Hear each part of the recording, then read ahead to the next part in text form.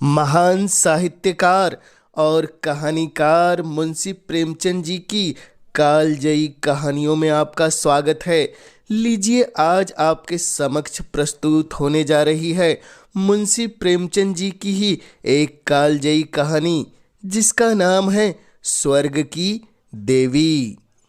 भाग्य की बात है, शादी विवाह में आदमी का क्या अख्तियार, जिससे ईश्वर ने या उनके नायाबों ब्राह्मणों ने तय कर दी, उसी से हो गई। बाबू भारत दास ने लीला के लिए सुयोग्य वर खोजने में कोई बात उठा नहीं रखी, लेकिन जैसा घर और वर वह चाहते थे वैसा न पा सके। वह लड़की को सुखी देखना चाहते थे, जैसा हर पिता का धर्म होता है, किंतु इसके लिए उनकी समझ में संपत्ति ही सबसे जरूरी चीज थी। चरित्र या शिक्षा का स्थान गौण था। चरित्र तो किसी के माथे पर लिखा नहीं रहता, और शिक्षा का आजकल के जमाने में मूल्य ही क्या। हाँ, संपत्ति के साथ शिक्षा भी हो तो क्या पूछना। ऐसा घर उन्होंने बहुत ढूंढा पर न मिला। ऐसे घर है ही कितने जहां दोनों पदार्थ मिले। दो चार मिले तो अपनी बिरादरी के न थे। बिरादरी भी मिली तो जायजा न मिला। जायजा भी मिला तो शर्तें तय न हो सकी। इस तरह मजबूर होकर भारतदास को लीला का विवाह लाला संत सरन के लड़के सीता सरन से करना पड़ा। अपने बाप का इकलौता बेटा था, थोड़ी बहुत शिक्षा भी पाई थी, बातचीत सलीके से करता था, मामले मुकदमे समझता था और जरा दिल का रंगीला भी था। सबसे बड़ी बात यह थी कि रूपवान, बलिष्ठ, प्रसन्नमुख, साहसी आदमी था, मगर विचार वही बाबा आदम के जमाने के थे। पुरानी जितनी बातें हैं सब अच्छी, नई जितनी बातें हैं सब खराब। जायदाद के विषय में जमींदार साहब नए नए दफों का व्यवहार करते थे। वहाँ अपना कोई अख्तियार न था, लेकिन सामाजिक प्रथाओं के कट्टर पक्षपाती थे। सीता सरन अपने बाप को जो करते या कहते देखता, वही खुद भी कहता और करता था। उसमें खुद सोचने की शक्ति ही न थी। बुद्धि की मंदता बहुधा सामाजिक अनुदारता के रूप में प्रकट होती है। लीला ने जिस दिन घर में पांव रखा, उसी दिन उसकी परीक्षा शुरू हुई। वे सभी काम जिनकी उसके घर में तारीफ होती थी, वहाँ वर्जित थे। उसे बचपन से ताजी हवा पर जान देना सिखाया गया था। यहाँ उसके सामने मुंह खोलना भी पाप था। बचपन से सिखाया गया था रोशनी ही जीवन है। यहाँ रोशनी के दर्शन भी दुर्लभ थे। घर पर अहिंसा, क्षमा और दया ईश्वरीय गुण बताए गए थे। यहाँ इसका नाम लेने को भी स्वाधीनता न थी। संत सरन बड़े तीखे, गुस्सेवर आदमी थे। नाक पर मक्खी न बैठने देते। धूर्तता और छल कपट से ही उन्होंने जायदाद पैदा की थी और उसी को सफल जीवन का मंत्र समझते थे। उनकी पत्नी उनसे भी 2 अंगुल ऊंची थी। मजाल क्या है कि बहू अपने अंधेरी कोठरी के द्वार पर खड़ी हो जाए या कभी छत पर टहल सके। प्रलय आ जाता, आसमान सिर पर उठा लेती। उन्हें बकने का मर्ज था। दाल में नमक का जरा तेज हो जाना उन्हें दिन भर बकने के लिए काफी बहाना था। मोटी ताजी महिला थी। छींट का घाघरेदार लहंगा पहने, पानदान बगल में रखे, गहनों से लदी हुई सारे दिन बरेठों में माची पर बैठी रहती थी। क्या मजाल कि घर में उनकी इच्छा के विरुद्ध एक पत्ता भी हिल जाए। बहू की नई नई आदतें देख देख कर जला करती थी। अब काहे को आबरू रहेगी, मुंडेर पर खड़ी होकर झांकती है। मेरी लड़की ऐसा दीदा दिलेर होती तो गला घोंट देती। न जाने इसके देश में कौन लोग बसते हैं, गहने नहीं पहनती, जब देखो नंगी बुच्ची बनी बैठी रहती है। यह भी कोई अच्छे लक्षण है? लीला के पीछे सीता सरन पर भी फटकार पड़ती। तुझे भी चांदनी में सोना अच्छा लगता है क्यों? तू भी अपने को मर्द कहेगा? वह मर्द कैसा कि औरत उसके कहने में न रहे। दिन भर घर में घुसा रहता है, मुंह में जबान नहीं है, समझाता क्यों नहीं? सीता सरन कहता, अम्मा जब कोई मेरे समझाने से माने तब तो। माँ बोली, मानेगी क्यों नहीं? तू मर्द है कि नहीं? मर्द वह होता है जो कड़ी निगाह से देखे तो उसकी औरत कांप उठे। सीता सरन बोला, तुम तो समझाती ही रहती हो। माँ ने कहा, मेरी उसे क्या परवाह, समझती होगी बुढ़िया 4 दिन में मर जाएगी, तब मैं मालकिन हो जाऊंगी। सीता सरन बोला, तो मैं भी तो उसकी बातों का जवाब नहीं दे पाता। देखती नहीं वह कितनी दुर्बल हो गई है? वह रंग ही नहीं रहा। उस कोठरी में पड़े पड़े उसकी दशा बिगड़ती जाती है। अपने बेटे के मुख से ऐसी बातें सुनकर माता आग बबूली हो जाती और सारे दिन जलती, कभी भाग्य को कोसती, कभी समय को। सीता सरन माता के सामने तो ऐसी बातें करता, लेकिन लीला के सामने जाते ही उसकी मति बदल जाती थी। वह वही बातें करता जो लीला को अच्छी लगती। यहाँ तक कि दोनों वृद्धा ही हंसी उड़ाते। लीला को इसमें और कोई सुख न था। वह सारे दिन कुढ़ती रहती, कभी चूल्हे के सामने न बैठी थी, पर यहाँ पसेरियों आटा थोपना पड़ता। मजूरों और टहलुओं के लिए भी रोटियां पकानी पड़ती। कभी कभी वह चूल्हे के सामने बैठी घंटों तक रोती।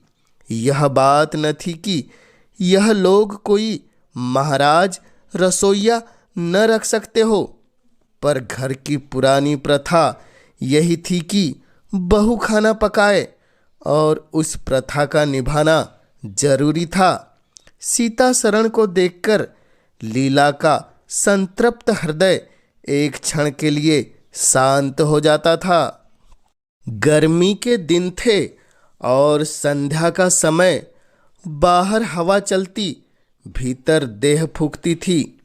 लीला कोठरी में बैठी एक किताब देख रही थी कि सीता सरन ने आकर कहा, यहाँ तो बड़ी गर्मी है, बाहर बैठो। लीला बोली, यह गर्मी उन तानों से अच्छी है जो अभी सुनने पड़ेंगे। सीता सरन ने कहा, आज अगर बोली तो मैं बिगड़ जाऊंगा। लीला बोली, तब तो मेरा घर में रहना भी मुश्किल हो जाएगा। सीता सरन बोला, बला से अलग ही रहेंगे।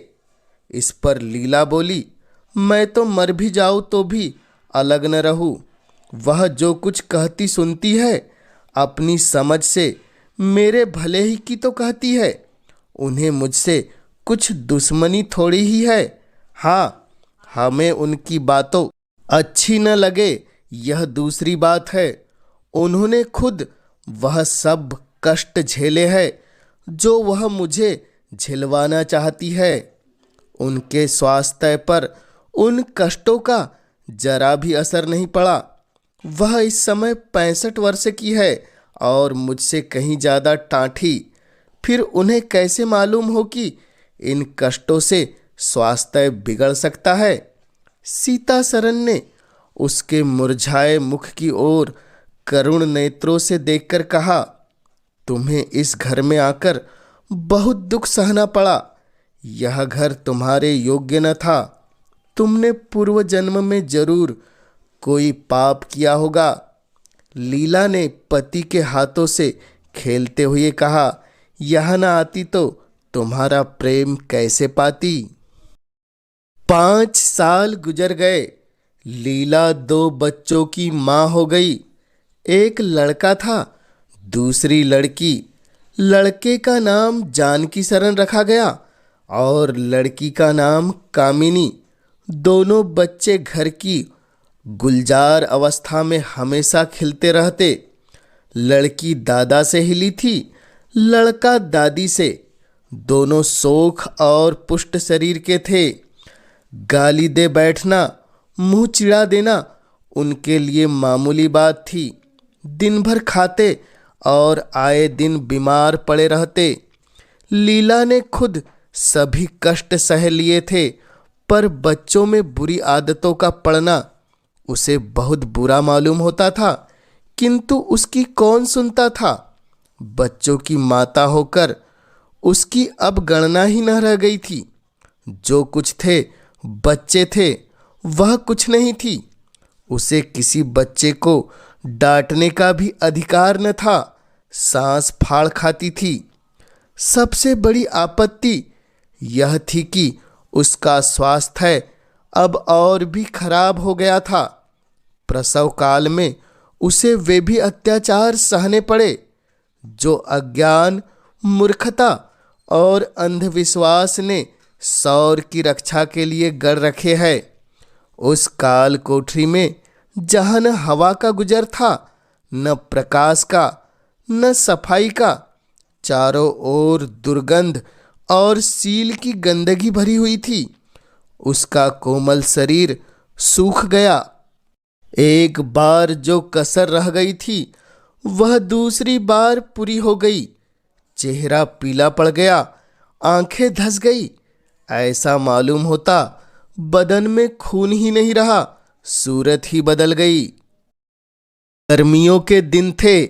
एक तरफ आम पके, दूसरी तरफ खरबूजे। इन दोनों फलों की ऐसी अच्छी फसल पहले कभी नहीं हुई थी।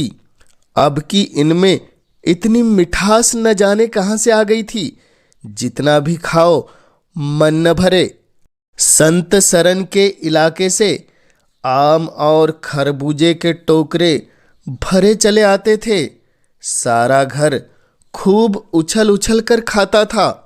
बाबू साहब पुरानी हड्डी के आदमी थे। सवेरे 1 सैकड़े आमों का नाश्ता करते, फिर पसेरी भर खरबूजे चट कर जाते। मालकिन उनसे पीछे रहने वाली न थी। उन्होंने तो एक वक्त का भोजन ही बंद कर दिया। अनाज सड़ने वाली चीज नहीं है, आज नहीं तो कल खर्च हो जाएगी। आम और खरबूजे तो एक दिन भी नहीं ठहर सकते। सदुनी थी और क्या। यूं ही हर साल दोनों चीजें की रेल पेल होती थी, पर किसी को भी कोई शिकायत न होती थी। कभी पेट में कोई गिरानी मालूम हुई तो हंड की फंकी मार ली। एक दिन बाबू संत सरन के पेट में मीठा मीठा दर्द होने लगा। आपने उसकी परवाह न की, आम खाने बैठ गए। सैकड़ा पूरा करके उठे ही थे कि वह गिर पड़े। फिर तो तिल तिल पर गए और दस्त होने लगे। हैजा हो गया।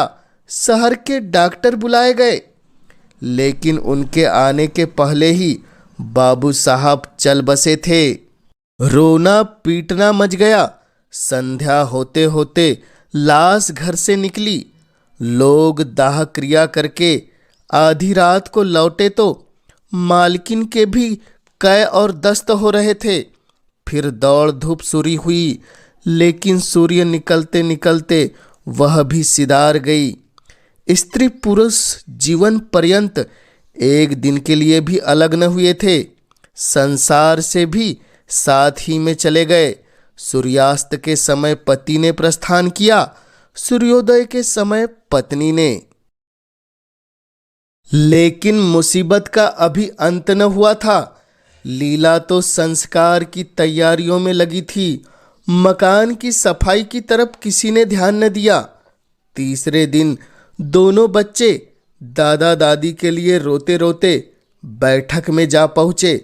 वहां एक आले पर खरबूजा कटा हुआ पड़ा था। कलमी आम भी रखे थे। इन पर मक्खियां भिनक रही थी। जानकी ने एक तिपाई पर चढ़कर दोनों चीजें उतार ली और दोनों ने मिलकर खाई। शाम होते होते दोनों को हैजा हो गया और दोनों माँ बाप को रोता हुआ छोड़कर चल बसे। घर में अंधेरा हो गया। 3 दिन पहले जहाँ चारों तरफ चहल पहल थी, वहाँ अब सन्नाटा छाया हुआ था। किसी के रोने की आवाज भी सुनाई न देती थी। रोता ही कौन? ले दे के कुल 2 प्राणी रह गए थे और उन्हें रोने की सुधि ही न थी। लीला का स्वास्थ्य पहले भी कुछ अच्छा न था, अब तो वह और भी बेजान हो गई। उठने बैठने की शक्ति भी न रही। हरदम खोई सी रहती। न कपड़े लत्ते की सुधि थी, न खाने पीने की। उसे न घर से वास्ता था, न बाहर से। जहाँ बैठती वहीं बैठी रह जाती। महीनों कपड़े न बदलती, सिर में तेल न डालती। बच्चे ही उसके प्राणों के आधार थे। जब वही न रहे तो मरना और जीना बराबर था। रात दिन यही मनाया करती कि भगवान मुझे यहाँ से ले चले। सुख और दुख सब भुगत चुकी थी। अब सुख की लालसा नहीं है, लेकिन बुलाने से मौत किसी को आई है। सीता सरन भी पहले तो बहुत रोया धोया, यहाँ तक कि घर छोड़कर भागा जाता था। लेकिन ज्यों-ज्यों दिन गुजरते थे, बच्चों का शोक उसके दिल से मिटता जाता था। संतान का दुख तो कुछ माता को ही होता है। धीरे धीरे उसका जी संभल गया। पहले की भांति मित्रों के साथ हंसी दिल्लगी होने लगी। यारों ने और भी चंग चढ़ाया। अब घर का मालिक था, जो चाहे कर सकता था। कोई उसका हाथ रोकने वाला नहीं था। सैर सपाटे करने लगा। कहाँ तो लीला को रोते हुए देख उसकी आंखें सजल हो जाती थी, कहाँ अब उसे उदास और शोक मग्न देखकर झुंझला उठता। जिंदगी रोने ही के लिए तो नहीं है। ईश्वर ने लड़के दिए थे, ईश्वर ने ही छीन लिए। क्या लड़कों के पीछे प्राण दे देना उचित होगा? लीला यह बातें सुनकर भौचक रह जाती। पिता के मुंह से ऐसे शब्द निकल सकते हैं? संसार में ऐसे प्राणी भी है? होली के दिन थे। मर्दाने में गाना बजाना हो रहा था। मित्रों की दावत का भी सामान किया गया था। अंदर लीला जमीन पर पड़ी हुई रो रही थी। त्योहारों के दिन उसके रोते ही कटते थे। आज बच्चे होते तो अच्छे अच्छे कपड़े पहने उछलते फिरते। वही न रहे तो कहाँ का तीज और कहाँ का त्योहार। सहसा सीता सरन ने आकर कहा, क्या दिन भर रोती ही रहोगी? जरा कपड़े तो बदल डालो, आदमी बन जाओ। यह क्या तुमने अपनी गद बना रखी है? लीला ने कहा, तुम जाओ अपनी महफिल में बैठो, तुम्हें मेरी क्या फिक्र पड़ी है? सीता सरन बोला, क्या दुनिया में और किसी के लड़के नहीं मरते? तुम्हारे ही सिर यह मुसीबत आई है। लीला बोली, यह बात कौन नहीं जानता। अपना अपना दिल ही तो है, उस पर किसी का क्या बस चले। सीता सरन बोला, मेरे साथ भी तुम्हारा कुछ कर्तव्य है। लीला ने कौतूहलवश पति की ओर देखा, मानो उसका आशय न समझी। फिर मुंह फेर कर रोने लगी। सीता सरन बोला, मैं अब इस मनहूसियत का अंत कर देना चाहता हूँ। अगर तुम्हारा अपने दिल पर काबू नहीं है तो मेरा भी अपने दिल पर काबू नहीं है। मैं अब जिंदगी भर मातम नहीं मना सकता। लीला बोली, तुम राग रंग मनाते हो, मैं तुम्हें मना तो नहीं करती। मैं रोती हूं तो क्यों नहीं रोने देते? सीता सरन बोला, मेरा घर रोने के लिए नहीं है। लीला बोली, अच्छी बात है, तुम्हारे घर में अब न रोऊंगी। लीला ने देखा मेरे स्वामी मेरे हाथों से निकले जा रहे हैं, उन पर विषय का भूत सवार हो गया है और कोई समझाने वाला नहीं है। वह अपने होश में नहीं है। मैं क्या करूं? अगर मैं चली जाती हूं तो थोड़े ही दिनों में सारा घर मिट्टी में मिल जाएगा और इनका वही हाल होगा जो स्वार्थी मित्रों के चंगुल में फंसे हुए नौजवान रईसों का होता है। कोई उल्टा घर में आ जाएगी और इनका सर्वनाश कर देगी। ईश्वर, मैं क्या करूं? अगर इन्हें कोई बीमारी हो जाती तो क्या मैं उस दशा में इन्हें छोड़कर चली जाती? कभी नहीं। मैं तन मन से इनकी सेवा करती, ईश्वर से प्रार्थना करती, देवताओं की मनौती करती। माना इन्हें शारीरिक रोग नहीं है, लेकिन मानसिक रोग अवश्य है। आदमी रोने की जगह हंसे और हंसने की जगह रोए, उसके दीवाना होने में क्या संदेह है? मेरे चले जाने से इनका सर्वनाश हो जाएगा। इन्हें बचाना मेरा धर्म है। हाँ, मुझे अपना शोक भूल जाना होगा। रोऊंगी, रोना तो तकदीर में लिखा ही है। रोऊंगी, लेकिन हंस हंस कर अपने भाग्य से लड़ूंगी।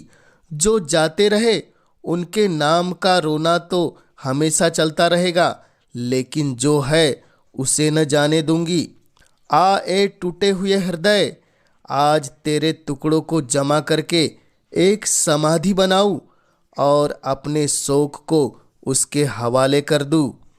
ओ रोने वाली आंखों, आओ मेरे आंसुओं को अपनी विहंसित छटा में छिपा लो। आओ मेरे आभूषणों, मैंने बहुत दिनों तक तुम्हारा अपमान किया, मेरा अपराध क्षमा करो। तुम मेरे भले दिनों के साथी हो, तुमने मेरे साथ बहुत विहार किए हैं।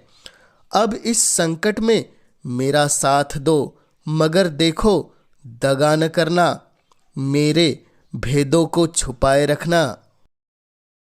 लीला सारी रात बैठी अपने मन यही बातें करती रही। उधर मर्दाने में धमा चौकड़ी मची हुई थी। सीता सरन नशे में चूर कभी गाता था, कभी तालियां बजाता था। उसके मित्र लोग भी उसी रंग में रंगे हुए थे। मालूम होता था इनके लिए भोग विलास के सिवा और कोई काम नहीं है। पिछले पहर को महफिल में सन्नाटा हो गया। हाँ हाँ की आवाजें बंद हो गई। लीला ने सोचा, क्या लोग कहीं चले गए या सो गए? एकाएक सन्नाटा क्यों छा गया? जाकर दहलीज में खड़ी हो गई और बैठक में झांक कर देखा। सारी देह में एक ज्वाला सी दौड़ गई। मित्र लोग विदा हो गए थे। समाजियों का पता न था। केवल एक रमणी मसनद पर लेटी हुई थी और सीता सरन उसके सामने झुका हुआ उससे बातें कर रहा था। दोनों के चेहरों और आंखों से उनके मन के भाव साफ झलक रहे थे। एक की आंखों में अनुराग था, दूसरी की आंखों में कटाक्ष। एक भोला भाला हृदय एक मायाविनी रमणी के हाथों लुटा जाता था। लीला की संपत्ति को उसकी आंखों के सामने एक छलिनी चुराए लिए जाती थी।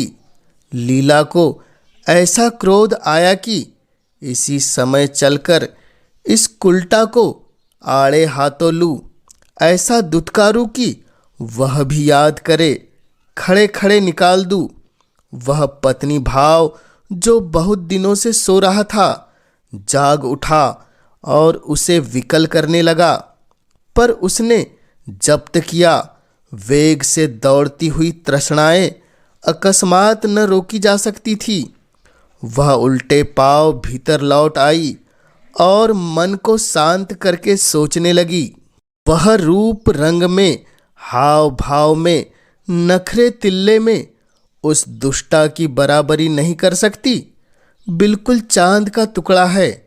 अंग अंग में स्फूर्ति भरी हुई है। पोर पोर में मद झलक रहा है। उसकी आंखों में कितनी तृष्णा है। तृष्णा नहीं बल्कि ज्वाला। लीला उसी वक्त आईने के सामने गई। आज कई महीनों के बाद उसने आईने में अपनी सूरत देखी। उसके मुख से एक आह निकल गई। शोक ने उसकी काया पलट कर दी थी। उस रमणी के सामने वह ऐसी लगती थी जैसे गुलाब के सामने जूही का फूल। सीता सरन का खुमार शाम को टूटा। आंखें खुली तो सामने लीला को खड़ी मुस्कुराते देखा। उसकी अनोखी छवि आंखों में समा गई। ऐसे खुश हुए मानो बहुत दिनों के वियोग के बाद उससे भेंट हुई हो। उसे क्या मालूम था कि यह रूप भरने के लिए लीला ने कितने आंसू बहाए हैं। केसों में यह फूल गूंथने के पहले आंखों में कितने मोती पिरोए हैं। उन्होंने एक नवीन प्रेम उत्साह से उठकर उसे गले लगा लिया और मुस्कुराकर बोले, आज तो तुमने बड़े बड़े शस्त्र सजा रखे हैं, कहाँ भागूं? लीला ने अपने हृदय की ओर उंगली दिखाकर कहा, यहाँ आ बैठो। बहुत भागे फिरते हो, अब तुम्हें बांध कर रखूंगी। बाग की बहार का आनंद तो उठा चुके, अब इस अंधेरी कोठरी को भी देख लो। सीता सरन ने लज्जित होकर कहा, उसे अंधेरी कोठरी मत कहो लीला, वह प्रेम का मानसरोवर है। इतने में बाहर से किसी मित्र के आने की खबर आई। सीता सरन चलने लगे तो लीला ने उनका हाथ पकड़कर कहा, मैं न जाने दूंगी। सीता सरन बोले, अभी आता हूँ। लीला बोली, मुझे डर लगता है, कहीं तुम चले न जाओ। सीता सरन बाहर आए तो मित्र महाशय बोले, आज दिन भर सोते ही रहोगे क्या? बहुत खुश नजर आते हो। इस वक्त तो वह चलने की ठहरी थी, तुम्हारी राह देख रही है। सीता सरन बोला, चलने को तो तैयार हूं, लेकिन लीला जाने नहीं देती। मित्र बोले, नीरे गाउरी हो रे, आ गए फिर बीवी के पंजे में, फिर किस बिरते पर गरमाए थे? सीता सरन बोला, लीला ने घर से निकाल दिया था, तब आश्रय ढूंढता फिरता था। अब उसने द्वार खोल दिए और खड़ी बुला रही है। मित्र बोले, अजी यहाँ वह आनंद कहाँ? घर को लाख सजाओ तो क्या बाग हो जाएगा? सीता सरन बोला, भाई घर बाग नहीं हो सकता, पर स्वर्ग हो सकता है। मुझे इस वक्त अपनी क्षुद्रता पर जितनी लज्जा आ रही है वह मैं ही जानता हूँ। जिस संतान शोक में उसने अपने शरीर को घुला डाला और अपने रूप लावण्य को मिटा दिया, उसी को केवल मेरा एक इशारा पाकर उसने भुला दिया। ऐसा भुला दिया मानो कभी शोक हुआ ही नहीं है। मैं जानता हूँ वह बड़े से बड़े कष्ट सह सकती है। मेरी रक्षा उसके लिए आवश्यक है। जब अपनी उदासीनता के कारण उसने मेरी दशा बिगड़ती देखी तो अपना सारा शोक भूल गई। आज मैंने उसे अपने आभूषण पहनकर मुस्कुराते हुए देखा तो मेरी आत्मा पुलकित हो उठी। मुझे ऐसा मालूम हो रहा है कि वह स्वर्ग की देवी है और केवल मुझ जैसे दुर्बल प्राणी की रक्षा करने के लिए भेजी गई है। मैंने जो उसे कठोर शब्द कहे वे अगर अपनी सारी संपत्ति बेचकर भी मिल सकते तो लौटा लेता। लीला वास्तव में स्वर्ग की देवी है, स्वर्ग की देवी है। यह कहानी आपको कैसी लगी कमेंट्स के माध्यम से हमें ज़रूर बतलाएं और जन जन तक हिंदी साहित्य की गाथा को पहुंचाने में अपना योगदान देने इस चैनल को अवश्य सब्सक्राइब कीजिए ताकि आपके सहयोग से मैं हिंदी साहित्य की महान रचनाओं को जन जन तक पहुंचाने के लिए हमेशा उत्साहित रह सकूं। आप सभी